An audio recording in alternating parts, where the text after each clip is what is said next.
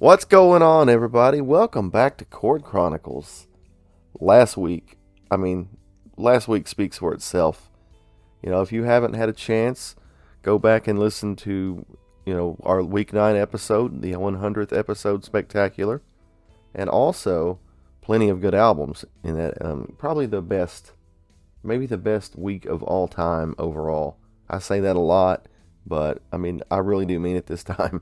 So, I hope everyone out there had an awesome week.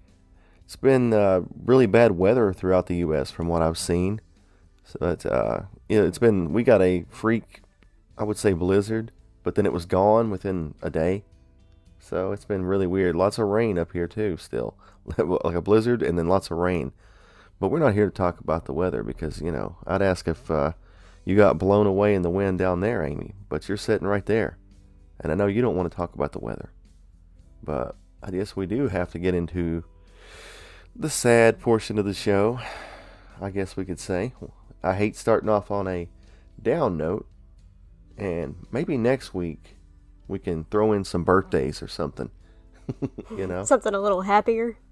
Yeah, something a little lighter. But, I mean, we always do. If we see that an artist or someone of note has passed away, we like to give them one last, I always say shout out, which sounds weird, but we do like to memorialize, these artists because they did provide us lots of hours of entertainment.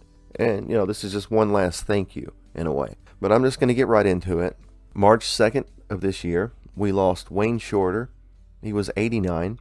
He was an American jazz saxophonist. He was with groups like the Jazz Messengers, Miles Davis Quintet, and then Weather Report. And I know you had the Weather Report album. Yes, and he played on the McCoy Tyner album that I reviewed earlier this year. And I was pretty impressed with all of the musicians on that album. Oh, yeah. I mean, I love saxophone. Jazz saxophonists are amazing, especially at this time. It's just a really strong time for this music, and probably before this as well. But we only, we've done 70 and beyond. So that's all I'm privy to as far as, jazz. My jazz knowledge is very limited. But, I mean, everything that I've heard from Wayne Shorter has been exciting. So, I mean, I'm excited to hear some more of his work because I know we do have some more, stuff from him. And he was also a 12-time Grammy winner. So he was a quality musician. But yeah, that's a huge loss. But he did live to the ripe age of 89, and a lot of us don't get that opportunity. So, but I was sad to see Wayne Shorter gone. We also on the same day lost Steve Mackey. He was 56. He's an English musician, mostly known for the band Pulp, which is like an alternative band. And I believe a lot of their stuff is in the 80s. But, I mean, every time we see an artist like that, we like to go ahead and mention, even though this program is focused around, 70s music, and this is more of an 80s artist, I'm still going to call someone's name out, at least. Because I went back and when I saw that, I listened to a couple of the Pulp songs, and I think had already heard a couple of their things before. But, I was sad to see that he was only 56, so that's a really young age to pass away. And then we do have a couple for March the 3rd of this year. First, we lost David Lindley. He was 78. He's an American musician. He was with a band in the 60s that we didn't review. They're Kaleidoscope, but he was also a singer. Like he sung on tracks like Mercury Blues, and he was a session musician. And there's a huge list. You can go on Wikipedia and look at the number of artists that David Lindley worked with, and it's a very huge list. It's really big, and he was a producer as well. So, very extensive, catalog for David Lindley, and I was sad to see him go. And then finally, a non-musician, but an actor that I just wanted to talk about. I saw recently that Tom Sizemore, he's been in so many different movies. And he's in, Spider-Man, and just... I can sit here and list his movies, but you can go on IMDb, and it's a big list. And you'd be surprised how many movies that Tom Sizemore was actually in, or shows. Just all kinds of things. But I guess recently he had a brain aneurysm. And, he's been on life support, and finally I guess maybe the decision was made to take him off life support. but he did pass away March 3rd, and he was 61. So once again, sad to see that. That was terrible. I hate starting the program off on a down note like that. Like I said, but it's always good to at least, acknowledge these people, because these artists have given us a lot of enjoyment over the years. But I don't know if you had anything else to add, Amy. No, it's been a week. Let's just leave it at that. It's been a week. Yeah, and I mean, last week was a huge episode. I mean, so many big albums. So I was worried there would be a little bit of a hangover period, because, these albums, a lot of the albums that we're going to talk about, I mean, at least a couple, are not really the genres that I'm drawn to. I'm trying to be nice. I'm trying to be nice. I mean, like there are a couple artists on here that I just, just not really excited at all. But we listen to everything, whether it's something that I like, whether, something like Black Sabbath or anything, but, or something bad like Yoko Ono. I can say this at the start. The first album that we're going to talk about, I mean, it's not a Yoko Ono style bad to me. It's nothing like, the wow, all that crap or whatever that was, that art, I guess I should say. But this artist we're going to talk about is an artist that's not exciting to me. I mean, I hate being like that. I mean, this is just my personal preference. It's all subjective, obviously. But Tom Waits is a poet. I will agree to that. His art, his poetry is, his imagery and his writing is good.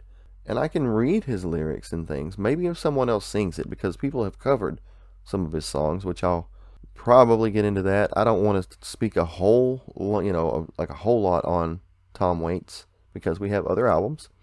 But I'm just going to get into this album that we're talking about. This album came out March the 6th of 1973. And this is Tom Waits' Closing Time. I mean, people that are already familiar with Tom Waits out there are probably more familiar with his gravelly voice, something like that. And they may have caught his stuff maybe at an older age, like me, because I'm not a huge Tom Waits fan, so I was not familiar with this album.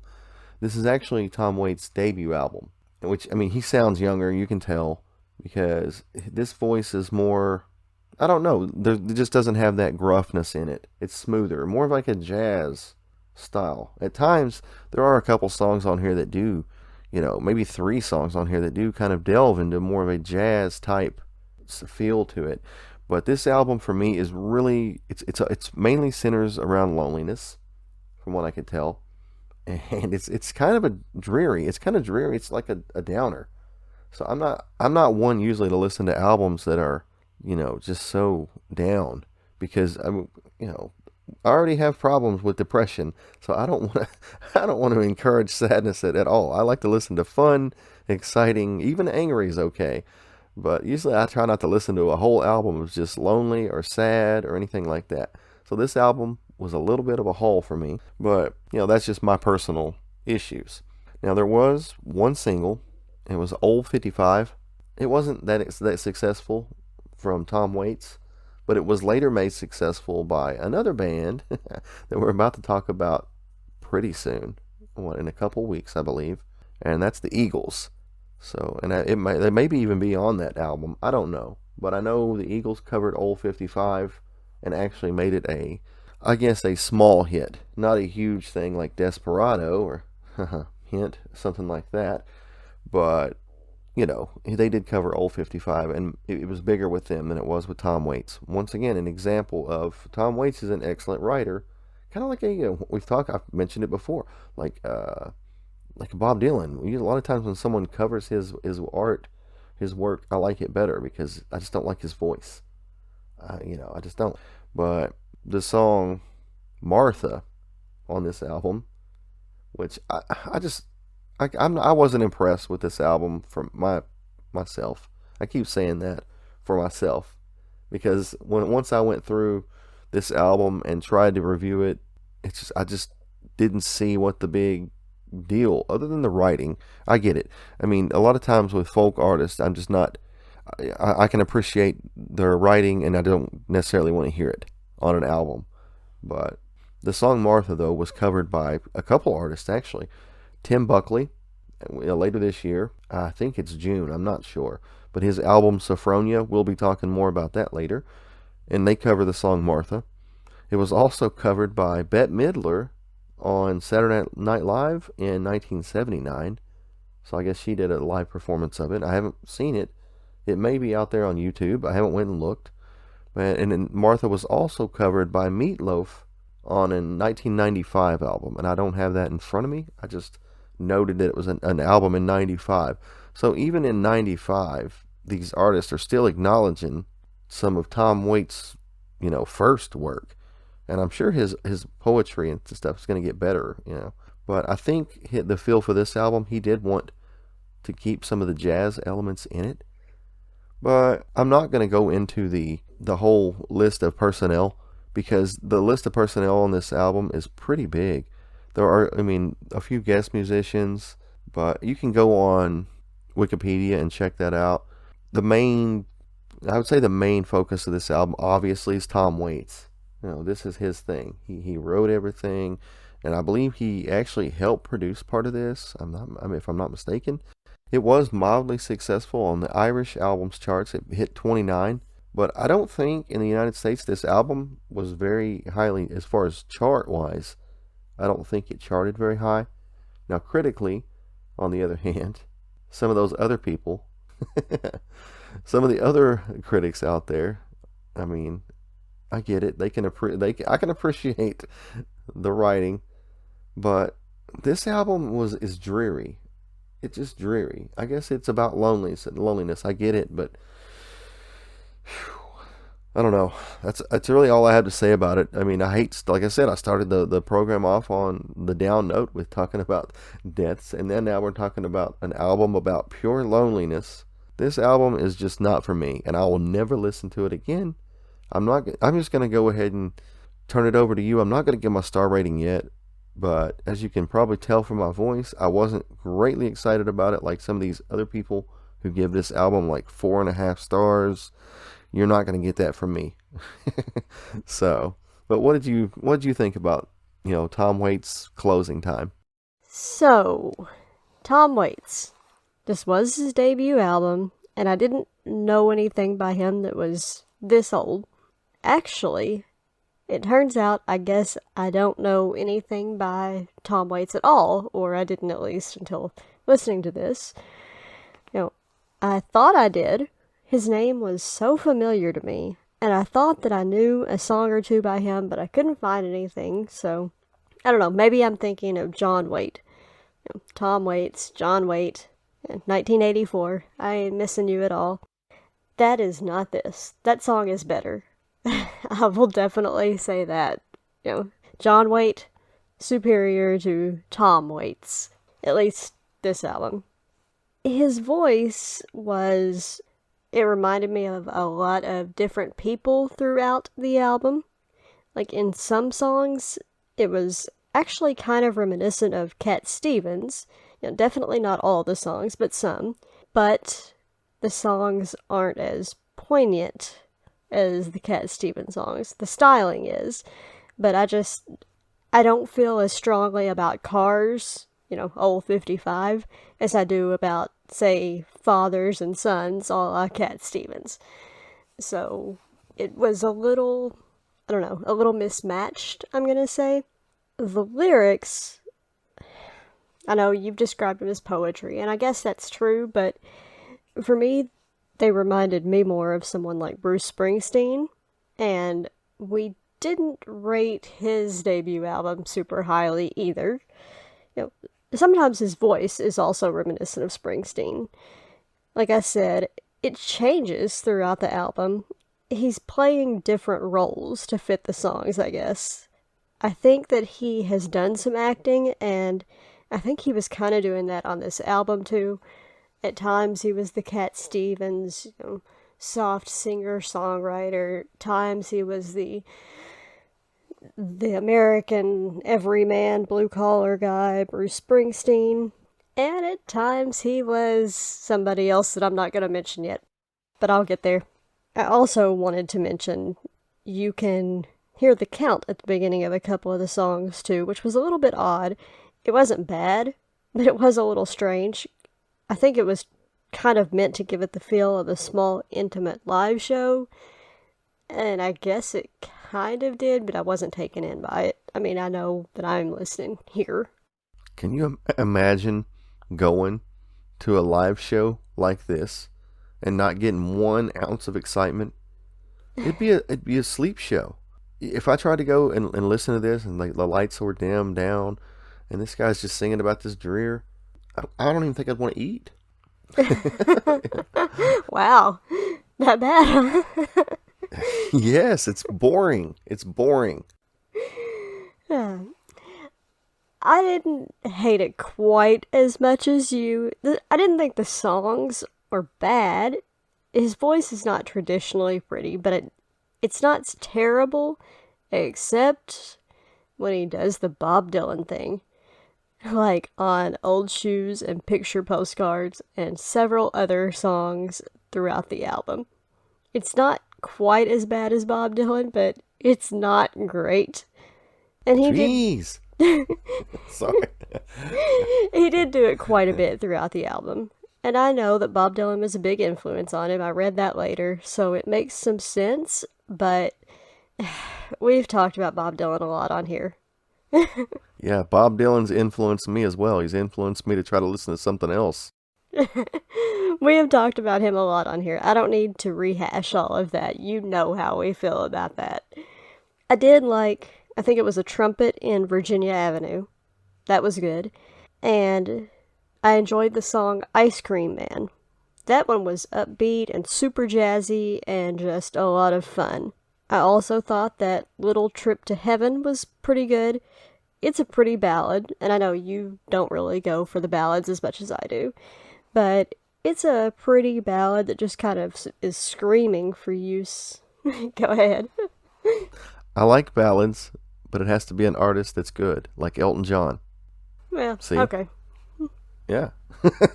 No, this is just drear. Elton John knows how, and Bernie Taupin know how to write a ballad.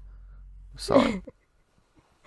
This one, for me, it was just it sounded like movie soundtrack music.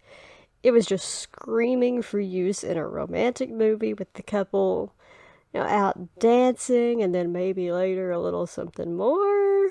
But I'm not saying I loved it, but I thought that it was pretty good, especially compared to the rest of the album. I think what I have concluded after listening to this, I think he writes good music. His lyrics aren't always the greatest, and his vocals are sometimes a little too contrived, Bob Dylan, but the music itself tended to sound pretty good. So I think it's a good album if you like this kind of stuff. And I realize that's not overly helpful because it's kind of hard to categorize this as a certain type of stuff. It's a little difficult to describe. There's a lot of jazz influence, but there's also a lot of folk influence, so I don't know. But the music, the instrumentation sounded good, but the vocals definitely did not always sound good. And nothing was overly memorable to me or really stuck with me. So I am going to go ahead and give this 3.5 stars. It's not really for me, but on an album like this, I'm just going to have to suggest that you give it a try for yourself. Maybe it'll be something that you like. I didn't think it was bad. It's just not really for me. So I'll be generous and say 3.5. I am not a generous God in this instance. I have made it through a lot of these albums before. Now, I didn't go like 2.5 star category. Like I probably would with the album that someone else is going to talk about pretty soon. But spoiler alert on that. But no, I just gave this 3 stars. To me, it's not bad. It's just not good either. Like I said, I like ballads, but it needs to be an artist that knows how to write a good ballad. And I just am not impressed so far with Tom Waits. I mean, it's just probably my ignorance, but so far, and this is our show, so we can rate them whatever we want to. It doesn't have to be 4.5 stars, even though these people out here think it is. If you know what, it's a 3-star album for me. So what, 3.25. I definitely think that's fair too. So but 3.25 stars combined. That's you better step up your game a little bit, Tom Waits. Wake up a little bit. Do something. I mean, even if he tried to do something, because his voice is a little bit like Springsteen and Neil Young a little bit, maybe together. Maybe they got together and had a child, and it was Tom Waits. I don't know. Hey, but he needs to do something. There needs to be a little bit more up tempo or something. It needs to be a little bit more oomph to it, because there's a reason this album just kind of, even though it's critically acclaimed, you don't hear a lot more about it, because it just kind of fades in the middle of all this great music. Because the week before we had so many amazing albums. Can you imagine if you were like buying a lot of records and you were like, because the critics are like, ooh, check out this album, and last week you had Pink Floyd's Dark Side of the Moon, and like The Captain and Me from the Doobie Brothers or stuff like that, and you go in and you pick up this Tom Waits album because someone tells you to pick it up. Oh my gosh, I would be so mad. I would be so mad. But yeah, there's two different levels there for sure. Pink Floyd and Doobie Brothers are on one, and Tom Waits is several levels below that. But yeah, that 3.25 stars, I mean, I think that's actually a little generous, but hey, it is what it is. But I think we're going to take a quick break, because I wasn't with you guys this week again, because, schedules. But I think we're going to go ahead and take a quick break, and we're going to do Luke Loves Listening. So stay tuned.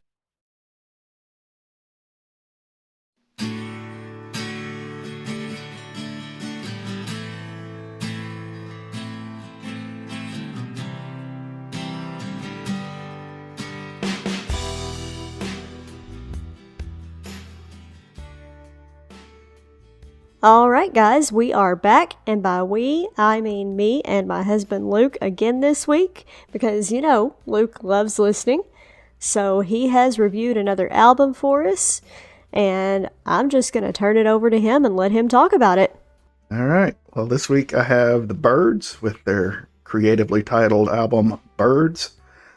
In all honesty, I'm not really familiar with the Byrds' work outside of their big hits in the 60s. I've listened to their first 6 albums, which included such great hits as Mr. Tambourine Man, Turn, Turn, Turn, 8 Miles High, and many others. But in late 67, David Crosby and Gene Clark, two of the big creative minds in the Byrds, had left, and the band had kept chugging. They had Graham Parsons in there for a while, but it really felt like a different thing at a certain point. And I know that, Amy, you guys previously covered their 1970 album Untitled and the 71's Bird Maniacs, and gave them a 3.25 and a 2 3/4 stars, respectively. So they seem to be kind of maybe on a downward trajectory there.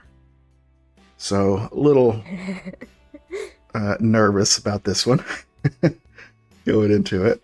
And so it brings us to March 7th, 1973. And it's kind of a reunion of sorts, because all 5 of the original members, Roger McQuinn, Gene Clark, David Crosby, Chris Hillman, and Michael Clark, are back. The longtime drummer Gene Parsons, who is no relation to Graham Parsons, who had already left, he's out. And so it's just the original lineup. So after I read that, I was slightly more interested, because the original lineup era is the era that I was, enjoying. So, getting into the actual music portion, it starts with a song called Full Circle, and just from the title alone, you might think that it is maybe about this reunion, the band coming full circle or whatever.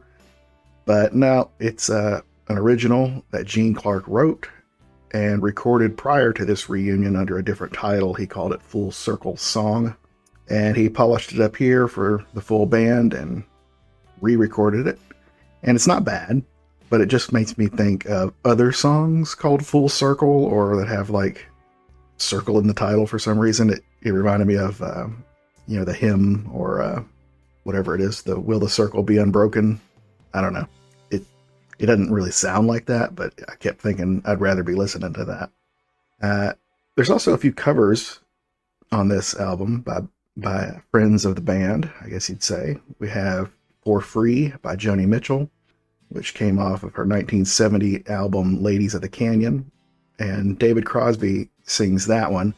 So kind of an interesting history between those two.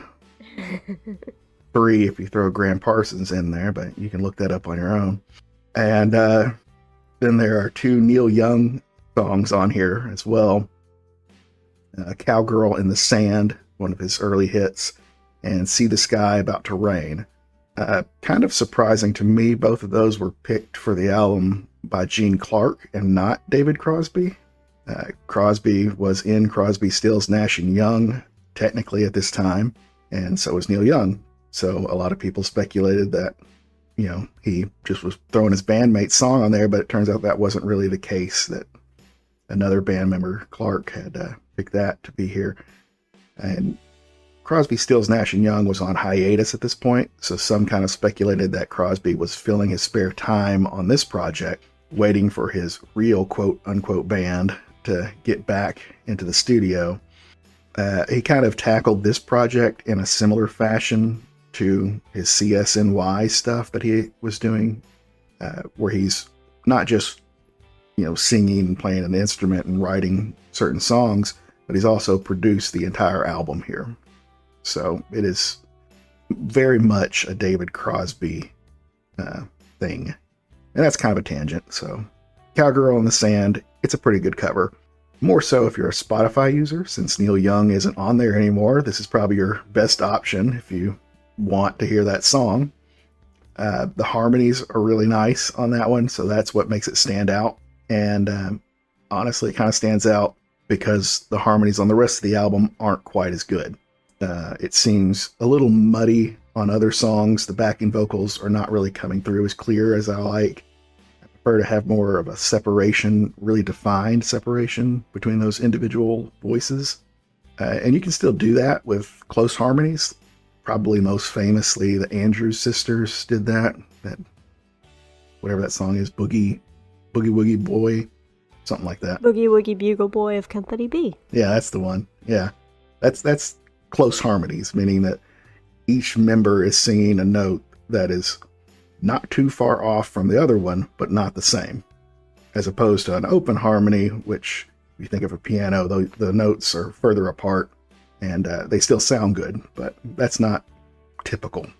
But close harmonies can get muddy if the members' voices are too similar. And I think that's what's happening here. Either that, or it's just poor recording, which it seems unlikely due to the experience of this group. So, I don't know. And it may just be because each band member was spearheading their individual song, and the other members were just kind of the backing band for that song.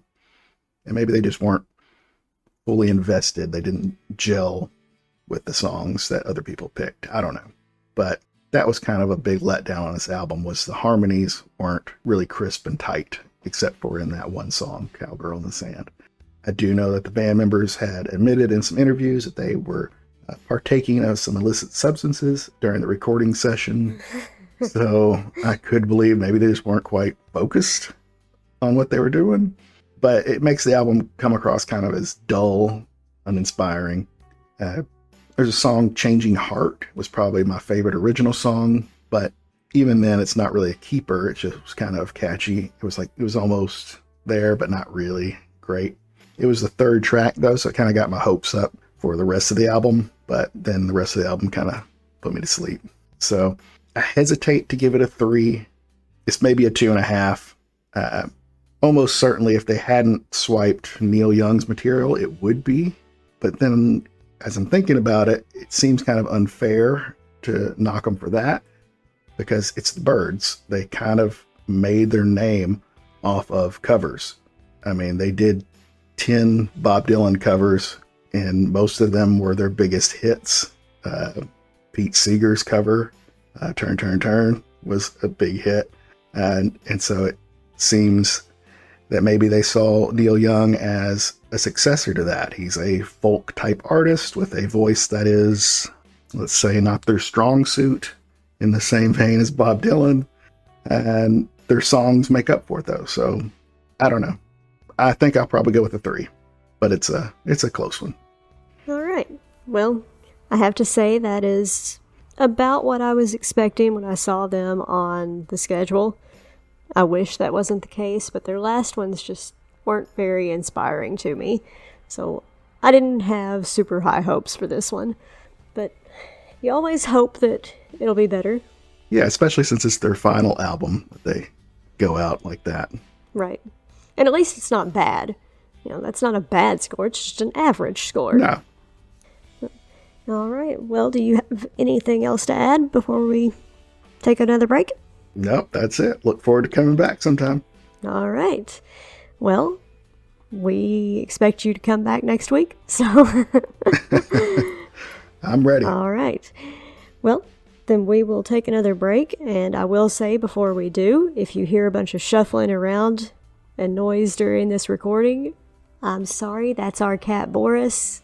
But frequent listeners will be familiar with him because he always has a part on, some sort of part on every episode, I think. He's a noisy boy, but he's a sweet one.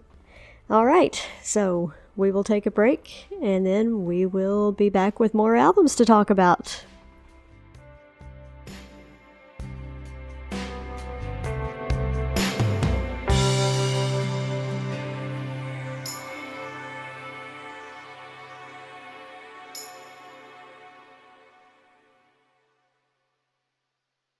And we're back, and I think I'm going to step aside because I didn't listen to this album yet. I try to listen to even your solo albums, because I'm going to be a completionist, but there was another album later on that we're going to talk about that I was a little infatuated with.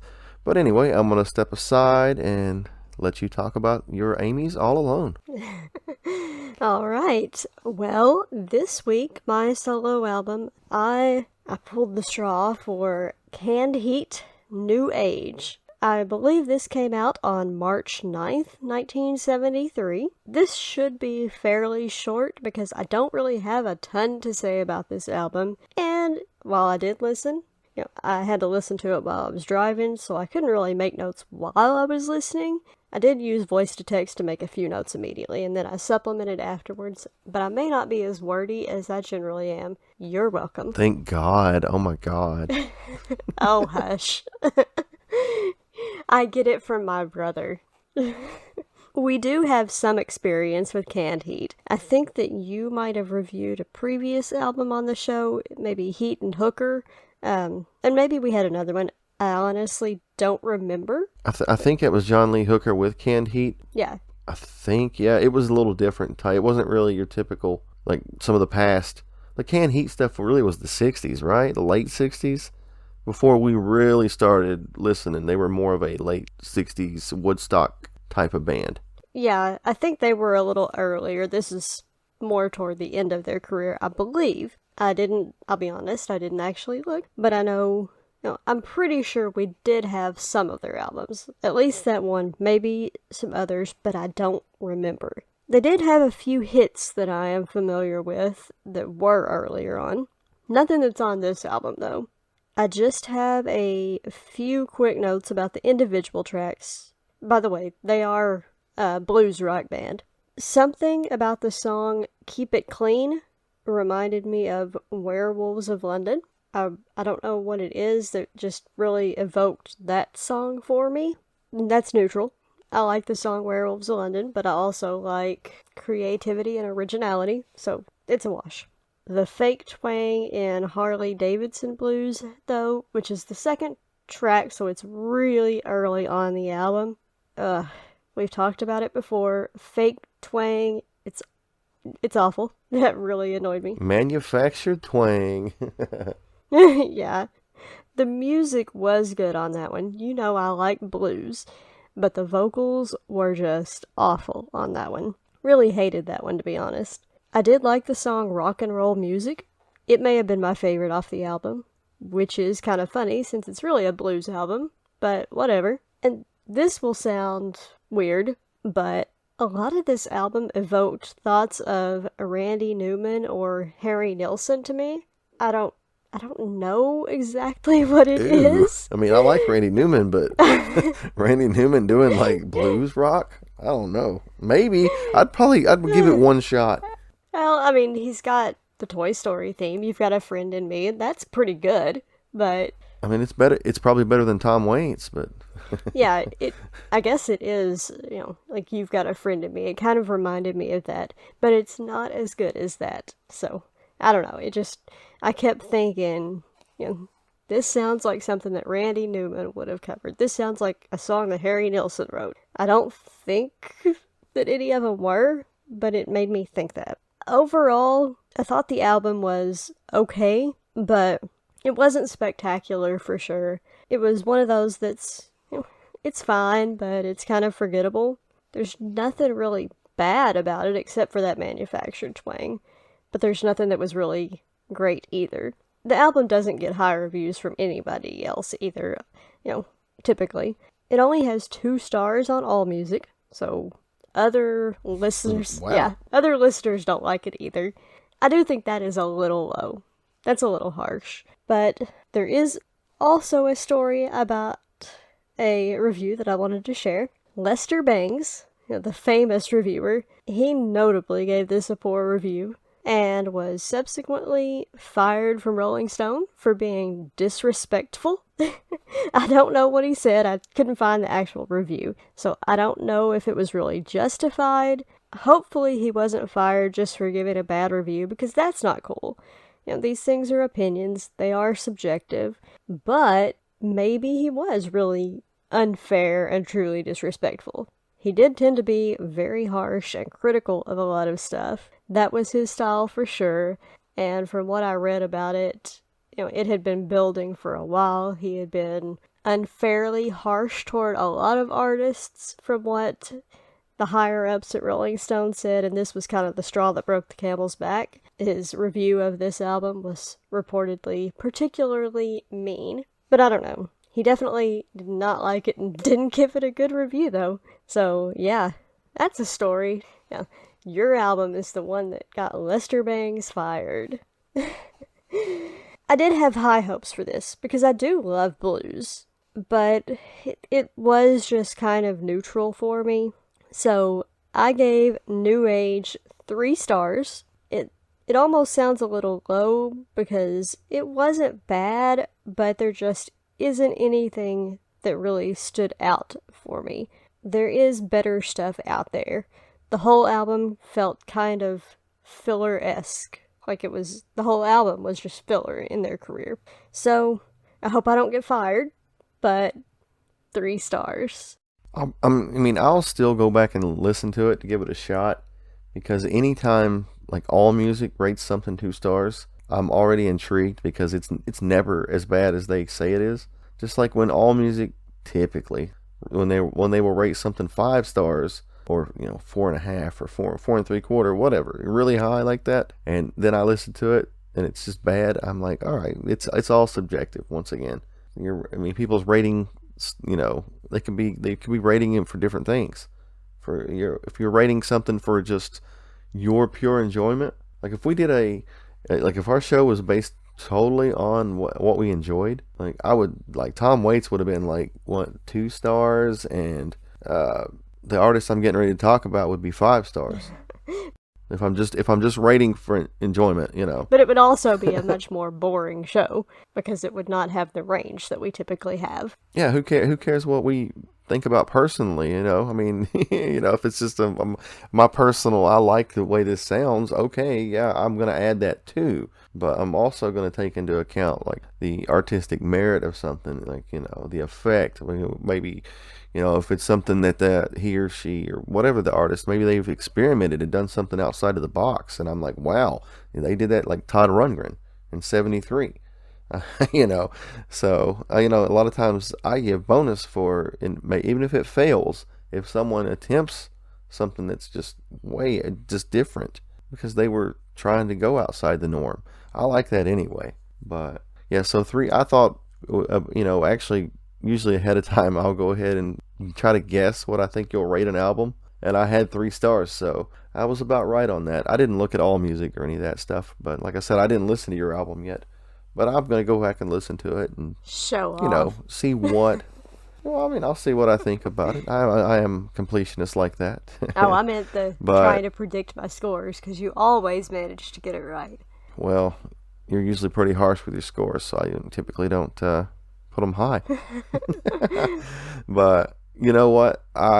The album that I'm getting ready to talk about for Jeff's Just Jamming, my solo segment, is probably the best album of the week. I'm going to go ahead and say that, because this artist is my favorite out of the list of the week this week for sure. This artist is Wray, and I mean, a lot of people out there may not know the name Wray, but if you are familiar with Pulp Fiction, you know the song Rumble, and if you know Motorhead with Lemmy, you know the song Ace of Spades. The Ace of You know Spades. Wray. Yeah. I mean, Wray has an amazing story. I don't think we did an audio program and it was an off the record, because for a little bit, off the record we give ratings. We would listen to everything, but we just didn't have time to record, and I think we had maybe some microphone issues at the time. So we just, said whether or not they were hit or a sit or a miss, or, maybe the other word. So, but we had a little poop emoji. But this was definitely a thumbs up. Like his solo album. Well, I don't want to say solo album, but the self-titled 1970 album, or maybe 71. But it's Wray. If everyone out there needs to go listen to that one, I gave it a thumbs up. If we are given star ratings, it would be right there at 5 stars. Wray has an amazing story anyway. He's half Native American. I don't remember exactly which tribe, but he's half Native American. He was in the Korean War, and while in the Korean War, he contracted tuberculosis and lost a lung. So they said he would never sing again. And then after that, he gets back out of the army and everything, and starts performing. His brothers, who are also the Wray brothers, are also famous as far as, I can't remember their names right now, but they're also artists from back in, the 60s and things. It's Wray and somebody else, Ray. It's Wray. But they recorded this album, the self-titled Wray album, in a chicken shack in Maryland, I believe. Just a little chicken shack. And it doesn't sound like it. You would think typically something like that, it would have like I guess it would be the chicken shack version of the Garage Band feel to it. But it's not like that. Like the self-titled Wray album, it's bluesy. It has a little bit of a country feel to it at times, but not too heavy on the country. He doesn't have any of the manufactured twang. None of that. It's more of he only has one lung, but you wouldn't know it. I mean, his vocals aren't, he's not going to be holding huge notes, but it's not that style of music. Wray is a guitarist, and the reason I say that is because he's the inventor of what's known as the power chord. I mean, we can talk to Luke actually later about power chords and those type of, because he probably would have added more as far as the music theory to what Wray does. Wray does so much, like he'll throw in, a lot of times, he'll throw in just this rock guitar right in the middle. It'll be like it's a normal song, and all of a sudden he'll just hit some crazy like power chords and stuff, and you're like, wow. So heavily influential. And this album actually that I'm talking about right now, I don't think I had an actual release day for it. It's March of 73, and it's Be What You Want To. And there's not a lot of information as far as, information behind the tracks themselves, but the personnel list for this is very extensive. I'm not going to go through a huge list of it, but there are a few names that I do need to highlight. This album, even though I guess it's closer to my heart, the 71 Wray debut. I guess I call it the debut because he was with like groups before, and I think solo wise, I think 71's when he really struck out on his own or whatever, solo. But this album is not. This album has lots of guest musicians.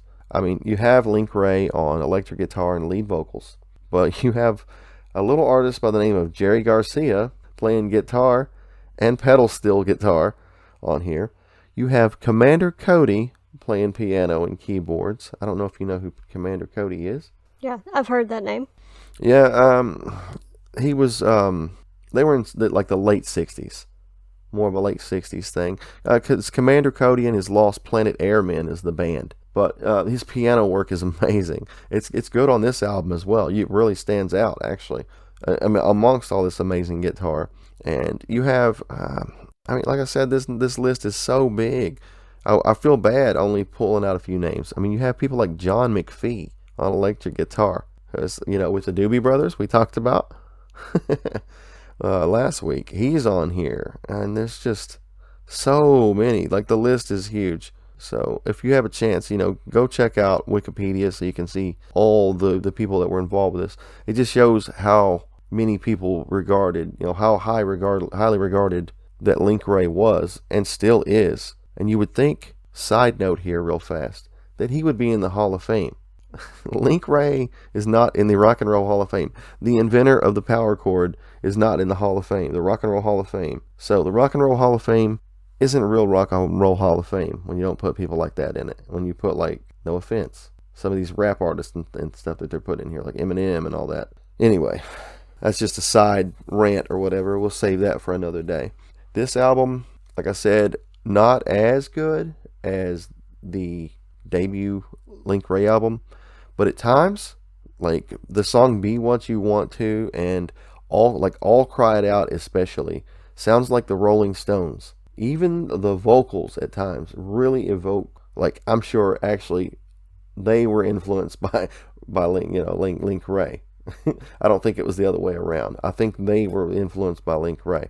So I think for sure Mick Jagger was a fan of Link Wray, and I'm sure the other band members as well. But I don't know that there were any singles off this. Maybe Lottie Miss Claudie, but that's a cover song, and it's from Lloyd Price, actually, from off the New Orleans sound.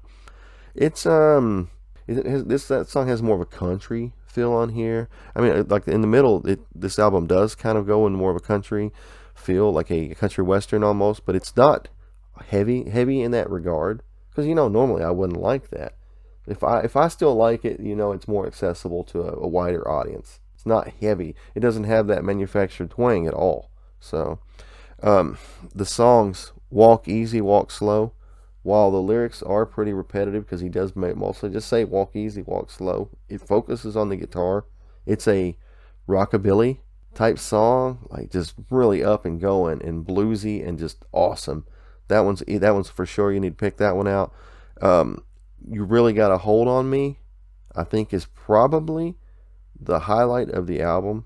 I mean, Be What You Want To is really good. It flows along really nice, but I like You Really Got a Hold on Me. Some of the guitar in that is just amazing. So that if you're trying to only gonna pick one song to listen to, I would pick that one. It actually is the rock and roll in this album. It's more. It may have a little bit of the country rock in it, but it's more. Like centered around rock and roll. Because I mean, Link Wray he can do anything. But we did miss one of Link Wray's albums that I didn't see. It was from the Link Wray self-titled, and it's called Mordecai Jones. So I haven't had a chance to even find it yet. I didn't see it on Spotify, but when I went to Wikipedia and started looking around, just trying to look at all the personnel on the album, because there's just too much going on for just Link Wray to be doing it. So I'm like, who are these backing? Who's this band that he's got with him? Because they are good. And I first see Jerry Garcia and all that, and then obviously you can see the chronology with the albums, and it shows Mordecai Jones. So I'm not sure about that one.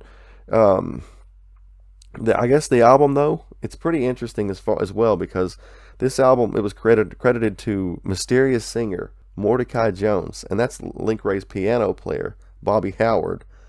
So it was recorded under the supervision, like at that Chicken Shack as well. Like with Link Wray was Steve Aroka, I think, is a producer as well. So I'm going to try to find that one and see if, I'm sure Link Wray's involved. I mean, it's his album, So I'm interested to see what they did with that, because it's right before this, so it's in between. So I want to see the spin of that one to see if it's more country rock, or if they're doing rock and roll. Maybe they're doing rockabilly because it has the piano player in it. So it could be either one, but it doesn't matter. Link Wray, severely underrated artist. You can't find these vinyls anywhere. I've been looking for these vinyls for a while now. You may be able to find some later stuff, or like a greatest hits. If you find that out there, I'd recommend listening to this on vinyl. I know people say, "Ah, vinyl snob, this and that," but I picked up a copy. Just was lucky enough. I mean, I picked up a few copies of some vinyls this week, but we talked about The Captain and Me from the Doobie Brothers last week, and I had an original vinyl. The look of the thing, it's an original vinyl, so aesthetically, it doesn't look great. It might even have, I think it has a little scratch on the vinyl itself, but it doesn't even affect the record. I played the thing through. I've listened to this, Doobie Brothers all the way on like Spotify and on YouTube and whatever, on the radio or whatever. It doesn't even come close to the way this record sounds. I mean, I can't even translate it to you because I couldn't play anything on here. We'd get copyright strikes or whatever. But if you can find vinyl of Link Wray out there, not to mention it being valuable, pick it up and give it a shot. If you have to buy a record player for it, you're not going to regret it. So you need to pick it up. You need to pick up Link Wray album and Link Wray's Be What You Want To, because this album is 4.5 stars. So, but that's really all I have. I know I've gushed about it, but I don't know about All Music's rating for it. It probably is not as good, but I would give Link Wray 71 5 stars, and I would give this one, Be What You Want To, 4.5. So I know, and I always try to rate things. I do rate things a little higher, and maybe the fact that this guy has one lung and still is able to even sing and play guitar like this, maybe I give him a little bit of a curve or something, but not really, because he just kills it. But yeah, check this one out for sure. This one doesn't need to be slept on. If you find this one out in the wild, pick it up. So, but yeah, that was a definite surprise. But yeah, have you had listen to any Link Wray? I've listened to a little bit of, I think it was the 71 album. I didn't get a chance to listen to any of this, though. Of course, I know Rumble and some of the older stuff. But I'm really interested, and I want to listen to some of this, especially after hearing your review. And, I do love guitar. That's my thing. Guitar, piano, vocals, those are what really grab me the most. So yeah, I am really intrigued, and I'm definitely going to check it out. It was the highlight of the week. I guess I'm blessed like that, because I've been getting, mostly the solo album I've gotten has been good. I haven't had a really bad one yet, I don't think. But there are some albums that we have had that I've had high expectations for going into it. And then coming out of it, I'm just a little bit disappointed. And we're getting ready to talk about one of those albums. Because we've talked about Faces before on here. What was their Small Faces? Yeah. So I think, whatever that first album, we've been on this journey with Faces. And we probably did. I think we've reviewed at least 2, maybe 3 of theirs so far. Yeah, and we may have missed one album, or maybe 2. I think maybe 1 when we were on. This is only their 4th and final album. I don't know if I mentioned that, but yeah, they only have 4 albums, honestly, as Faces. Maybe Small Faces or Tiny Faces or whatever it was. I think it's Small Faces. But I think we did review quite a bit, but I think we did miss one of them, because I don't remember one that was. It's titled "A Nod Is as Good as a Wink to the Blind Horse." So, do you know that one? I just like the title. No, I like it, but it came out around the time that Maggie May did. So after we were on hiatus, so we did not do a solo Rod Stewart album. So that's a problem. But anyway, that's a problem with this album as well. One bonus I'll give this album is short. It's only 30 minutes long. All these songs are fast. It's rock and roll. I mean, maybe blues a little bit, and there are what I would call a ballad-esque. Ooh La La, I mean, yeah, I don't even know if I mentioned it at the beginning. Yeah, this is Faces Ooh La La. We don't have a release day. It's just March of 73. Nothing, I mean, I was excited about Ooh La La because I like that song. It's on, I think it's Rushmore soundtrack. Something. There's a movie from like the 90s, maybe 2000s. It's on there. It's maybe in Without a Paddle from 2004. I think it's 2004. I'm bad with the dates. So, I don't want to think about that movie being that old, so let's not even go there. Yeah, so but there's a problem at times. You can tell when they were recording this album. Like I said, this is the fourth and final album that Faces made, because Rod Stewart was having a lot of success as a solo artist, and he's focusing a lot of his time on that and less on the band. So, and I think there was talk, that this was, Faces was Rod Stewart's secondary project. So the other members of the band started writing a few things themselves. I'm going to mention the personnel real fast because the personnel is amazing. So you would think that this should be just like stellar. First you have Ronnie Lane on bass, rhythm and acoustic guitars, percussion, tambourine, and lead vocals on a couple tracks, like Ooh La La, right? I think one of them, I know Ooh La La is not Rod Stewart doing the vocals. I'll say that. And then you have Ronnie Wood on lead guitar, slide, acoustic and rhythm guitars, electric. I'm going to hope I don't butcher this. It's a bouzouki. It's like a lute. I looked it up. It's like a lute that's tuned further down. If you have to hear it, I mean, like to know what it is, but you can hear it in a couple of these songs. I think it's in Ooh La La, actually. It sounds like an acoustic guitar a little bit, but I think it's this electric bouzouki or whatever. Then he does some co-lead vocals and the lead vocals. No, okay, Ronnie Wood. I always get the Ronnies mixed up. Ronnie Wood does vocals on, because their name's Ronnie and Ronnie. So, but he does vocals on Ooh La La. So yeah, that's the noticeable difference. It's good. Actually, it's the best song on the album. The title track, I would say that. And then I'm going to keep going though. Ian McLaughlin on piano, organ, harmonium, backing vocals, and the co-lead vocals on a track. You have Kenny Jones, and I've never seen anyone spell their name Kenney. It's probably a British thing, but Kenny Jones does drums and percussion. And then finally you have Rod Stewart. He has lead vocals on most of the tracks. Then he has banjo, which I didn't know Rod Stewart played banjo, so that was kind of cool. And then he has secondary electric guitar on one of the tracks, but he's not present at all on like tracks 6, 8, and 10 is the note I made, and I don't have so I guess on Fly in the Ointment, Glad and Sorry, and then Ooh La La. Those 3 tracks will not feature Rod Stewart at all. And I thought Rod Stewart was on Fly in the Ointment. It's an instrumental track. I'm not really going to go into any of the tracks hardly. I think there was one, maybe two, other than Ooh La La, there was another single. And it's Cindy, Incidentally. It's hard to say. That track's okay. I think that's actually that one and Ooh La La are really the only standout tracks on this album. And I mean, I'm slandering it. It's fine, but you can tell that the band was going through a little bit of a division, and Rod Stewart's his attention was focused elsewhere. It just really comes out in this album. And Rod Stewart himself actually slandered, and he calls hurt feelings with the other band members. He slandered this album when he's talking about in front, like to the critics, I think. He's like, yeah, it's not really good, is it? But I think he meant that's not the best they could do. But in a lot of ways, it's his fault. So I think maybe he wasn't taking a little bit of responsibility for the lack of cohesion in the album.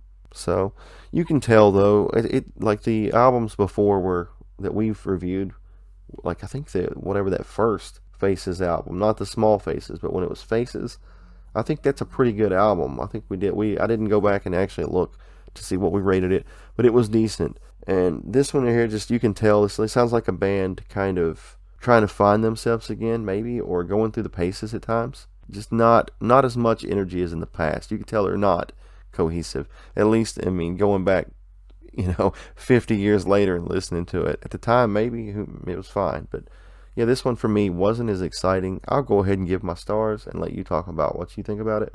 This one was 3.5. It's still not bad, but it's still not. I mean, it's not even approaching a 4 for me. So, but what did you think about Faces Ooh La La? Yeah, Rod Stewart definitely has less of a presence on this album than some of the previous ones, and less of a presence than I was expecting, but that's okay. I like the other band members too. Faces is a good band. It's not all just Rod Stewart and his backing band, but he does get a lot of the attention. I of course know the song Ooh La La, and I like it, and I do love Rod Stewart, so I was looking forward to this. Most of my knowledge of Faces is limited to the singles and the ones that we have previously reviewed, so I was very interested in this one, like I said, but I didn't really know entirely what to expect. I like the piano in the song Silicone Grown. I think that was the first track. That was a pretty catchy song, and it had that good, fast, catchy piano that I mention all the time. It was also present in some of the other tracks, like My Fault, and I really liked that. Of course, the vocals, they all sound good. It is still mostly Rod Stewart on vocals. There are some tracks, like you said, that are sung by other band members, Ronnie Lane, Ronnie Wood, or Ian McLagan. I don't think Kenny Jones did any, but I would say most of them are Rod Stewart. At least half are Rod Stewart. And he sounds like Rod Stewart. It's like what you would expect from his singing, that raspy, distinctive voice that he has. But all of the other guys, they all sounded good too. So I don't want to take anything away from them. I thought it was all pretty catchy and fun, so I enjoyed listening to it. I will admit that the first part of side 2, like the first 2 or 3 songs, were a little bit less engaging, I guess might be the right word. They didn't grab me quite as much as the others, but they weren't bad either. They just weren't quite as interesting. Which leads me to the criticism part of the album. I've been very positive so far, but it's not all positive. And this is not a terrible thing really, but I did enjoy the album for the most part, but it was forgettable. It doesn't stand out enough to remember those songs specifically. I had actually already forgotten the songs until I'm reading back over my notes right here. So while I enjoyed listening to them while they were on, they don't stick with me. The album is memorable based entirely on that title track because that's a great song, but that is the only one on the album that I'm going to really remember a week or two from now, or maybe even a day or two from now. It might grow on me more with subsequent listens, because music does that sometimes. It's that familiarity thing. The more I listen, the more I get to know the songs, and I enjoy them more and more. But I feel like it would take several listens to this album to get to that point, and I don't have that much time, especially with all the other albums that we have on our schedule. And if it takes that many listens for you to get me, that's not a good thing. So I would listen again if I needed to. I wouldn't mind it at all. It was enjoyable, but it's not something that I'm going to go out of my way to put on, except maybe that title track, because that is a great one. So we're in agreement on this one. I gave it 3.5 stars as well. It's good, but it's not great. It was fun while it lasted, but now that it's over, I am content. I'm excited to hear what these other artists, do with other bands now. Because they were maybe at the end of this run. You can kind of tell. But Ronnie Lane and Ronnie Wood, Rod Stewart, all these guys are going to go out and do major things. So, it's going to happen for them. It's not like these guys don't have success. But, the Faces album is more exciting than the next album that we're getting ready to talk about. But it's because, once again, it's a type of music thing, enjoyment-wise. Sometimes, we have to listen to 70s country western that's kind of bland. Some of it doesn't stand out. The album we're getting ready to talk about, is one of those. Well, it's like vanilla. Vanilla's a good flavor. Nickelback's an okay band. Kind of like that. The artist we're talking about, this album, came out just in March of 73. We once again don't have the day. This is Jon Stewart, Cannons in the Rain. I actually like his work on The Daily Show better. And I have the America and the World books, and they're pretty good. So everyone, if you get a chance, I like his anti-gun control, and I was amazed that he has the Cannons in the Rain thing. Hey, I love the comedian Jon Stewart, but if you were listening to him, I'm sorry, you've listened to the wrong album. This is a different guy entirely. I would have loved to hear comedian Jon Stewart do this album. That would have been a lot more entertaining. That would be great. So, the one thing I did know about Jon Stewart, is he wrote Daydream Believer for the Monkees. So that was a pretty cool tidbit. And I'm glad the Monkees performed it because I'm sure it was better. And it's awful. Sounds as a slander to Jon Stewart. His vocals aren't bad. It's just kind of there. He was originally with the Kingston Trio. I was not familiar with the Kingston Trio. I only know of one Kingston, and that's my puppy dog. That's the only one that really matters. So I think they're actually a more of a 60s band. Probably still this, I think it more is that country western style of music. I didn't go and listen to any of their stuff. Folk. I think he did replace, is it Yeah. folk? He did replace the singer, Dave something, from what I can tell. I can't remember. My review is going to be really short on this one because there's really no song on here that stands out to me. Nothing bad. I'm not going to go through the personnel because the personnel, once again, is pretty extensive. We didn't hear, once again, we were on hiatus, so we didn't hear his album Sunstorm. I didn't go back and try to check it out because I figured it was more of the same. I will eventually go back and check it out. I think the next album is in 74, so this is all the Jon Stewart we have this year. And it's called the Phoenix Concerts. And if it's a live thing, you won't hear from us about that either. There are notable exceptions. Bob Seger Live, Bullet Live, or whatever. But typically we're not going to do that because a live album is greatest hits. We don't do greatest hits either. I mean, they should all be 5 stars, unless it's really bad concert. But this album, while, I mean, there's nothing bad, there's also nothing just great either. This is actually Jon Stewart's 6th album, so I wasn't aware. This is my first time I think I ran into his work. Like I said, other than The Daily Show. But just not an exciting album, not a bad album. If you like the country folk, that kind of thing, like the 70s more, you'll probably be alright with this album. But like I said, vanilla is a good flavor as well, so sometimes it's okay. For me, this is 3 stars, so I'm going to turn it over to you. To be completely honest, I wasn't looking forward to this album. It didn't look like something I was going to be interested in. From the little bit that I had read about it, it didn't sound like something I was going to be interested in. So I went into this with low expectations. Lowered expectations. But first impressions can be inaccurate. So I pushed all of my expectations aside and just listened to it with an open mind. It wasn't bad. I think I liked it a little more than you, but that is normal. I tend to like country music a little more than you. So I feel like this is one of those times that my first impression was inaccurate because I was thinking that this was going to be bad. It's not bad. I'm not sure exactly what I was expecting, so that may also have something to do with it. I think that the genre is described as folk on Wikipedia, but it's country. He's got a pretty heavy accent, but it doesn't sound fake at least, so good. Actually, his vocals I thought were pretty good. I thought they were better than Tom Waits. Oh, for sure. His voice is sort of deep. It's not super bassy, but it is definitely on the lower end of the pitch scale, which I enjoy. And it was fairly, full sounding and pretty. He has a good voice. It reminded me of somebody else, and I haven't been able to put my finger on not as strong as John Denver. Maybe. I haven't been able to put my finger on who it reminds me of. It's driving me crazy because it's right there on the tip of my tongue. It's not Gordon Lightfoot, but I can see comparing those two voices as well.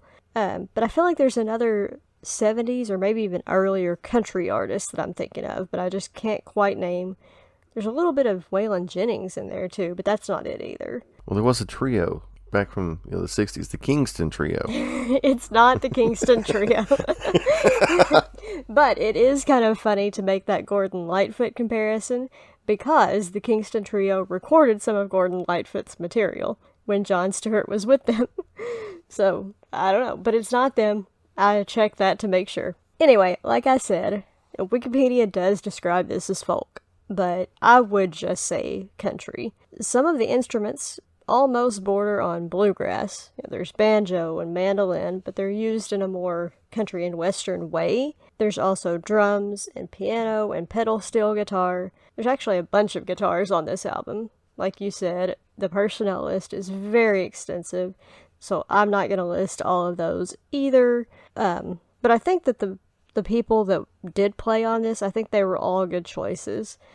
And I did want to mention there's also, two of the many guitars that are on here are even resonator guitars, which we don't see very often, so I did want to bring that up. I will say that some of the song's topics and themes lean more toward folk, like their current events type of stuff. Not so much protest songs, but current events, like there's a song Armstrong about the moon landing. It's just that the musical or the instrumental style is more country than typical folk. I definitely think that Jon Stewart is a talented artist. I know he did have a later hit, Gold, with backing vocals by Stevie Nicks.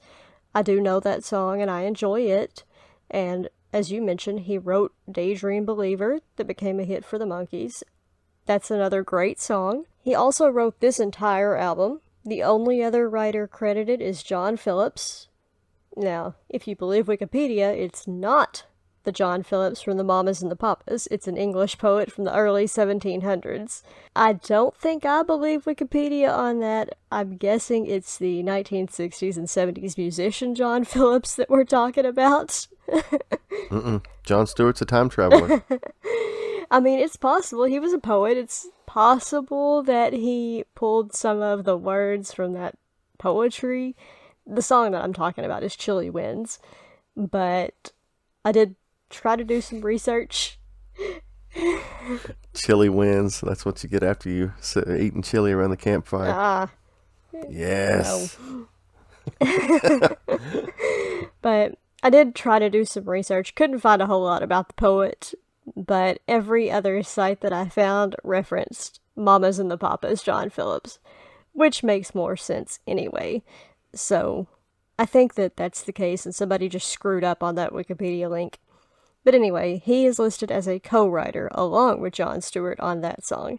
Everything else is just Jon Stewart. I have been fairly positive describing this album, but I don't think that anything off of it is a particular hit. I thought it was all pretty good, but nothing was especially remarkable, and that's the bad. I think that this was a very good week. Unfortunately, I don't mean that the albums are each very good when I say that. What I mean is that there are a lot of good albums, but they are just good. They're not super great or anything. And this is another one of those. So I did rate it a little bit higher than you, but it's still just another 3.5 stars for me. Yeah, I mean, like I said, vanilla isn't bad, but this does tend to hit that vanilla a little bit at times, so nothing really stands out. Funny you mentioned the space song, because I actually like the space song in the next album we're getting ready to talk about quite a bit better, so well, we'll get into that in a minute. But yeah, I just wasn't excited with the Jon Stewart stuff, all the the comedian jokes aside or whatever, but as an artist, not a bad artist. He's not like some of the boring Johnny Cash stuff that we've had. I don't want to say it was like that even.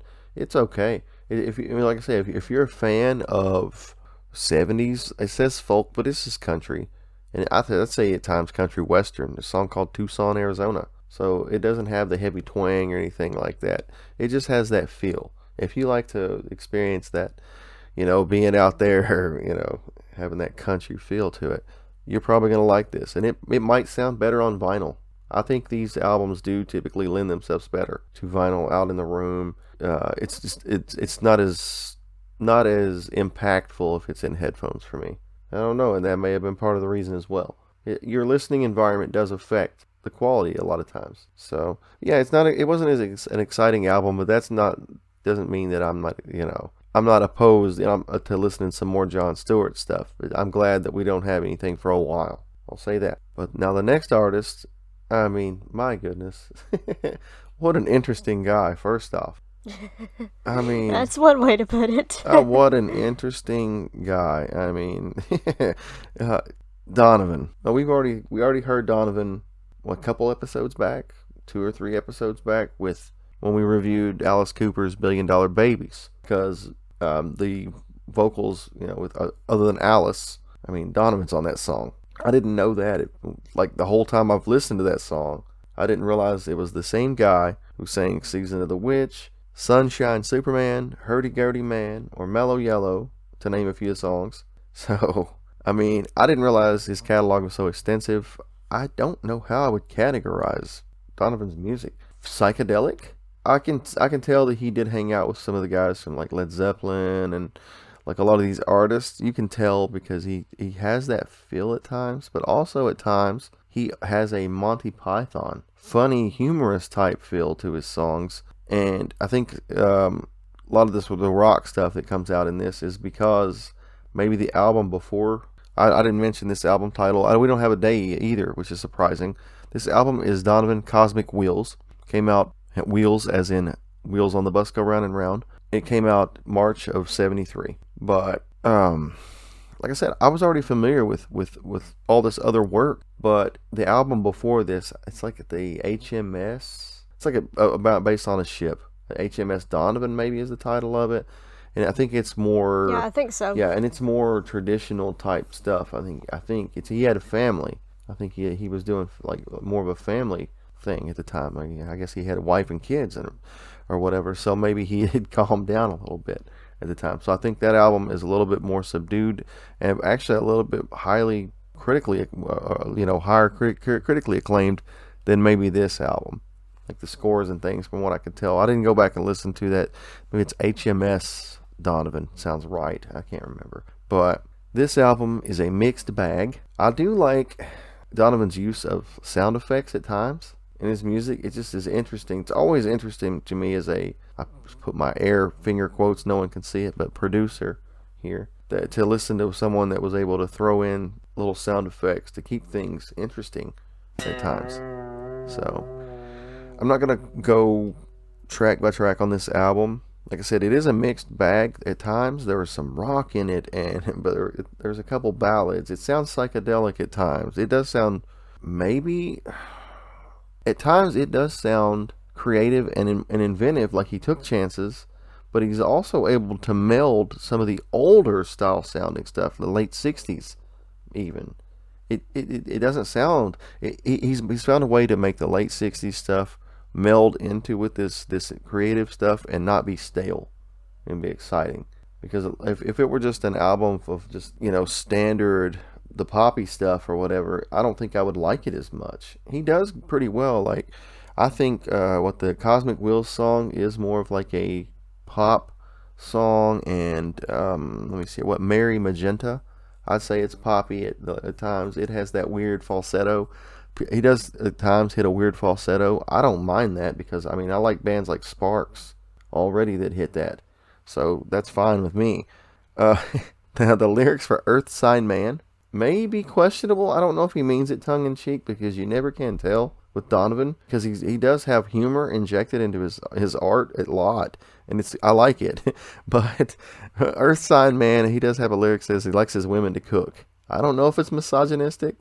It's probably not. It's probably being just, Donovan or whatever. But I don't know. I just wanted to point that out. I think the song Sleep is Lennon-esque from like the same time period. It really sounds a little bit like that to me. Like I mentioned before, Maria Magenta and the title track Cosmic Wheels have more of a pop-oriented style. I like it. I like it though.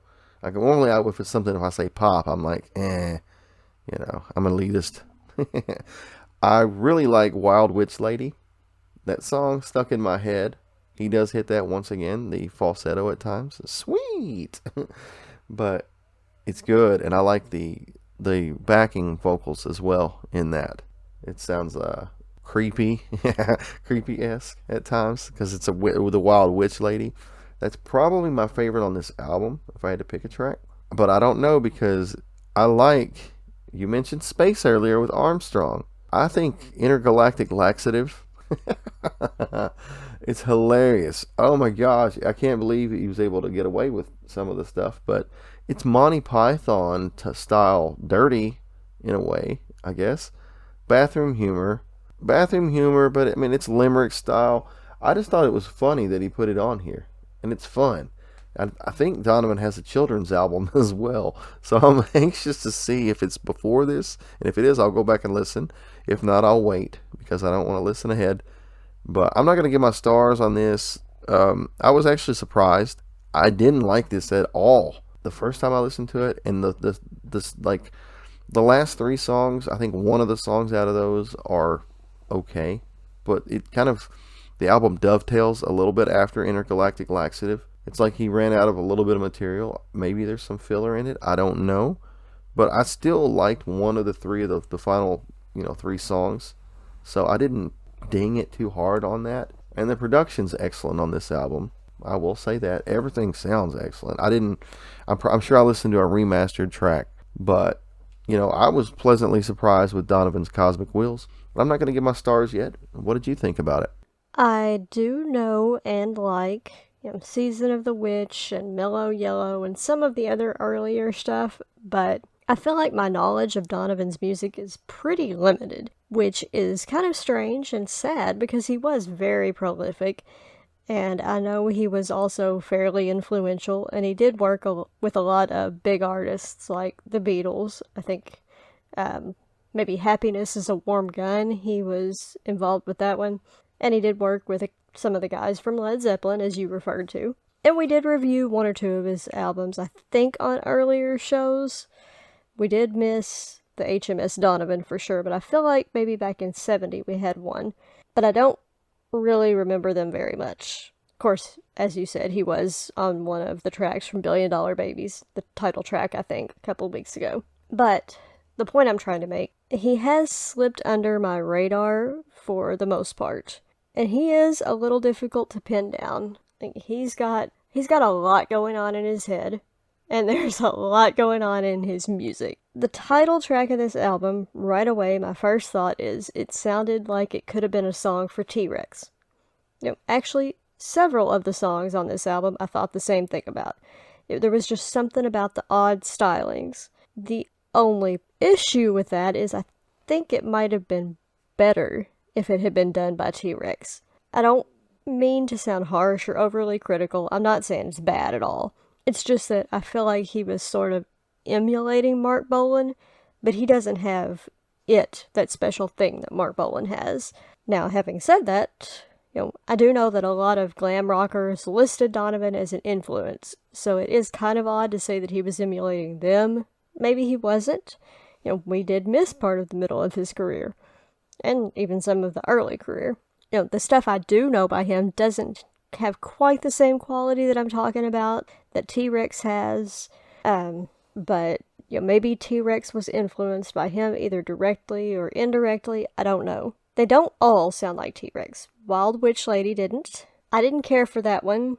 There was shrieking in the background.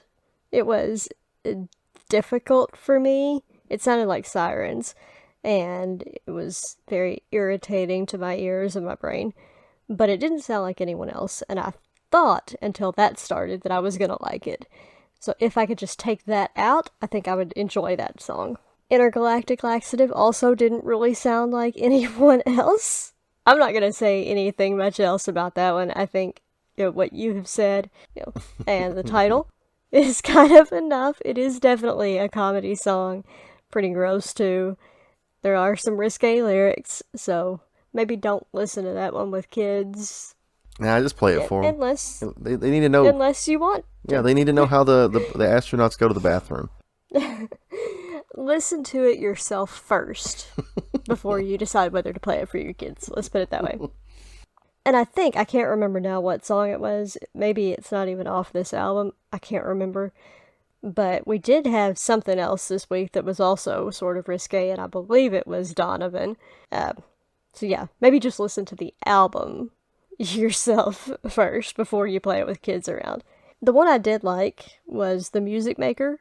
That one is one of the T-Rex-esque ones, but I thought it was pretty good. And I also noticed that background vocals were provided by Susie Quattro, Leslie Duncan and Susie Quattro, but that was fun. I first heard of Susie Quattro from watching Happy Days. She played Leather Tuscadero, but I also do know some of her music. She had a music career of her own. I thought that song was really catchy, and I enjoyed that.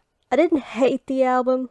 I don't mean to give that impression. I'm not trying to slam it. I wasn't really overly inspired or excited by it either. I feel like if you like T-Rex, you're probably going to like most of this one okay.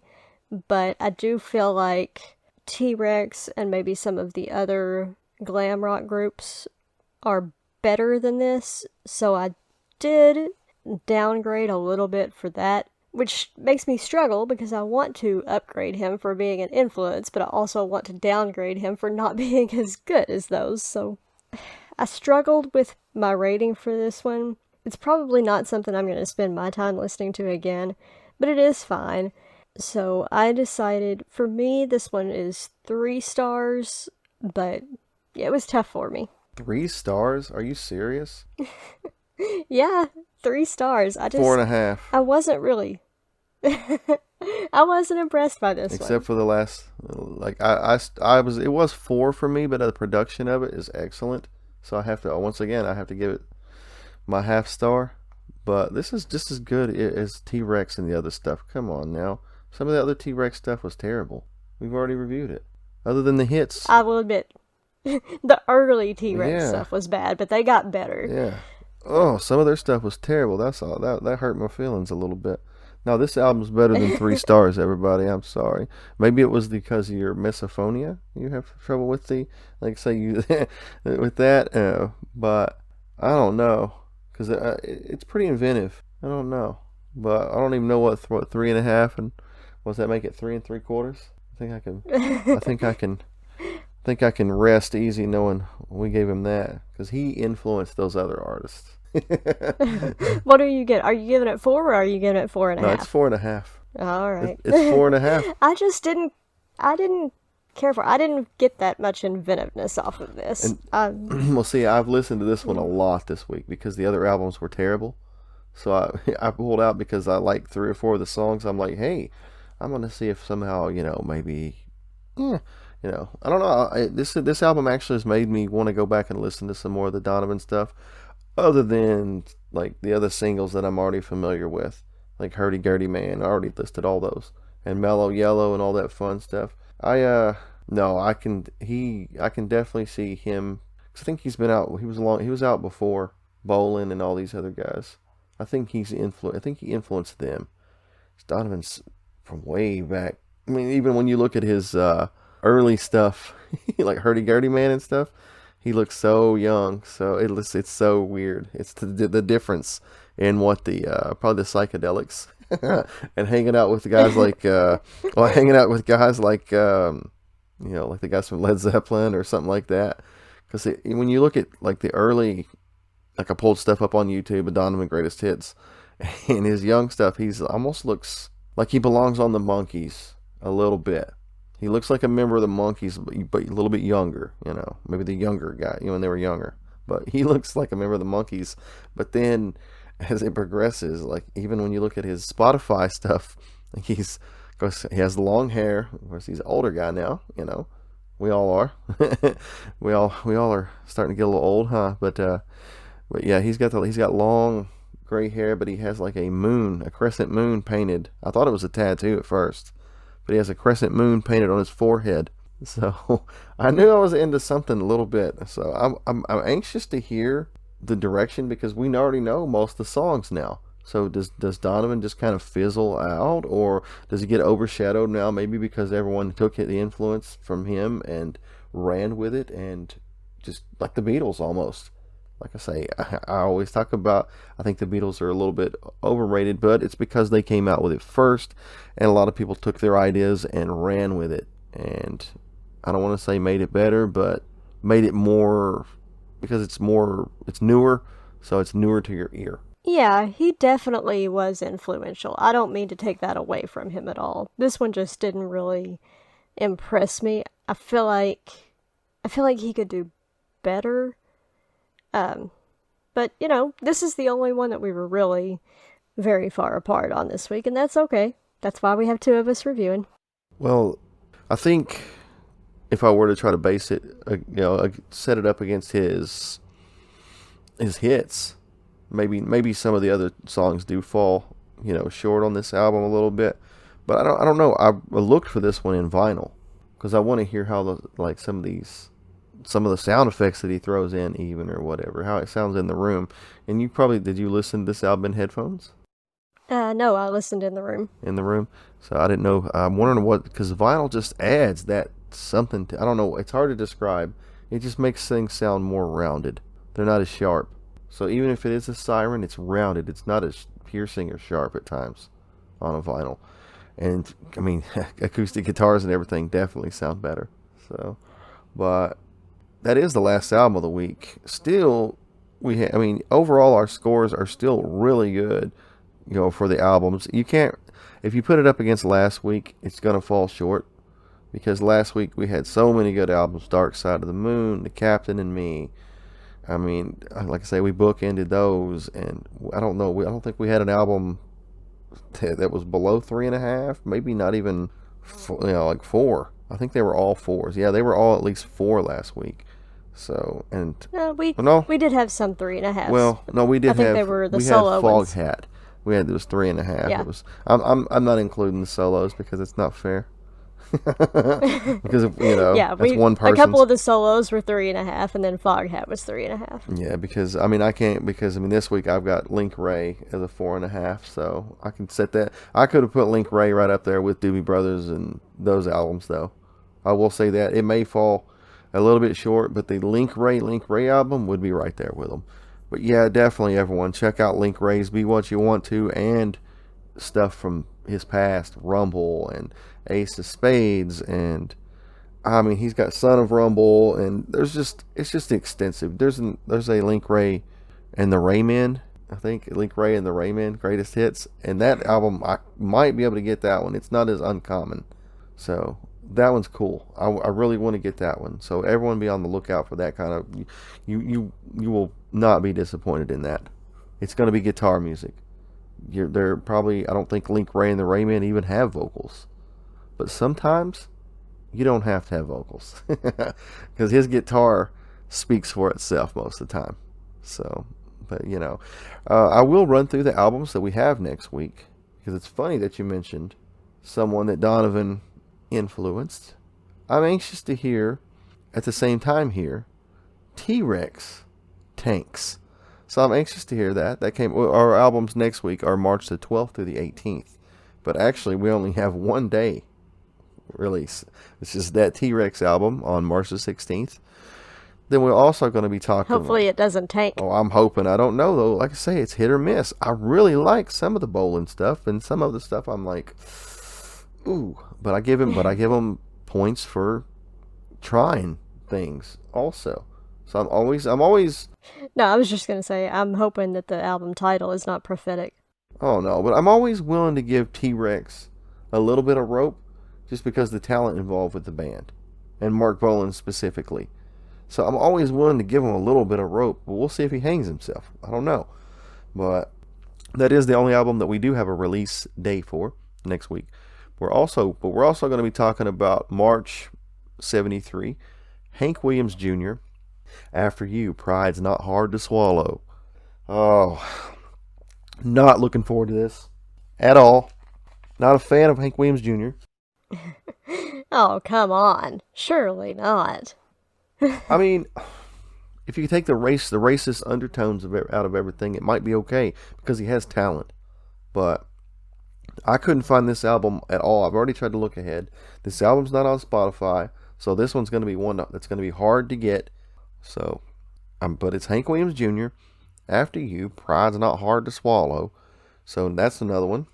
We're also going to be talking about Reuben and the Jets, For Real, Is that based off Benny and the Jets? I think.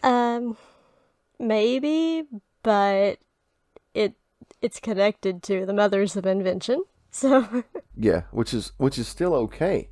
I think that's their fictional. I think Reuben and the Jets is Mothers of Invention's fictional band based off of like Elton John and stuff like that, the doo wop and maybe some stuff. That one has the potential to be really good, as long as it's focused. A lot of times when you can get Frank Zappa to focus and not be as experimental, and I mean that's his art. He can do what he wants. But when you do catch a focused Frank Zappa, you get some really good music. So I'm excited for that one.